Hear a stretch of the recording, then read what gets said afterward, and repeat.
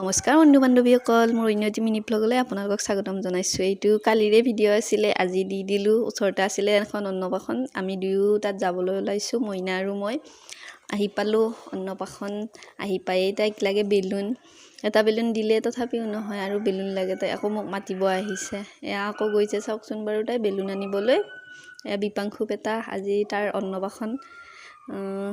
আমি প্ৰসাদ খালোঁ, খাই কেনে এতিয়া আকৌ ঘৰলৈ আহিলোঁ। আকৌ যাম বাৰু, এতিয়া আকৌ মাজতে ঘৰলৈ আহিলোঁ। ঘৰলৈ আহি গান শুনি আমাৰ ছোৱালী নাচিব লৈছে, চাওকচোন বাৰু।